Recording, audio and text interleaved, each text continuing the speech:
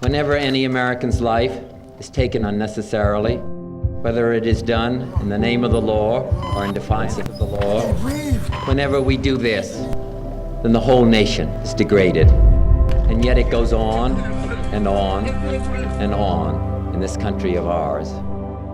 Too often we excuse those who are willing to build their own lives on the shattered dreams of other human beings.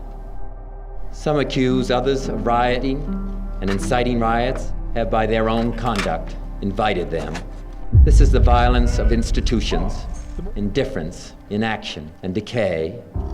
This is the violence that afflicts the poor, that poisons relations between men because their skin has different colors.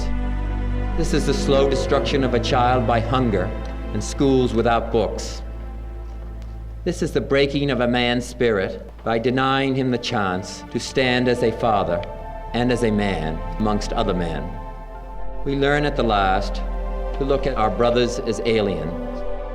For when you teach a man to hate and to fear his brother, when you teach that he is a lesser man because of his color, then you also learn to confront others, not as fellow citizens, but as enemies, to be met not with cooperation, but with conquest, to be subjugated and to be mastered. We learn to share only a common fear, only a common impulse, to meet disagreement with force. But this much is clear: violence breeds violence, repression breeds retaliation, and only a cleansing of our whole society can remove this sickness from our souls. We must admit the vanity of our false distinctions and learn to find our own advancement in search for the advancement of all.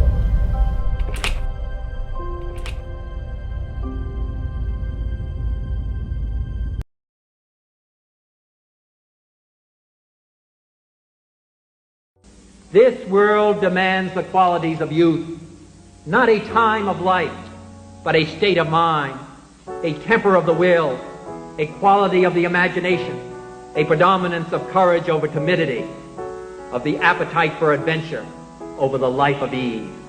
It is the young people who must take the lead. Thus you and your young compatriots everywhere have had thrust upon you a greater burden of responsibility than any generation that has ever lived. And the road is strewn with many dangers. First is the danger of futility, the belief there is nothing one man or one woman can do against the enormous array of the world's ills, against misery, against ignorance or injustice and violence. Yet many of the world's great movements of thought and action have flowed from the work of a single man. A young monk began the Protestant Reformation. A young general extended an empire from Macedonia to the borders of the earth. A young woman reclaimed the territory of France.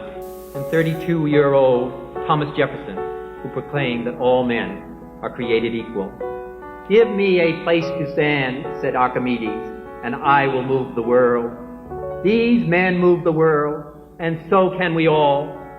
Few will have the greatness to bend history, but each of us can work to change a small portion of the event, and in the total, all of these acts will be written in the history of this generation. Each time a man stands up for an ideal, or acts to improve the lot of others, or strikes out against injustice, he sends forth a tiny ripple of hope, and crossing each other from a million different centers of energy and daring, those ripples build a current which can sweep down the mightiest walls of oppression and resistance.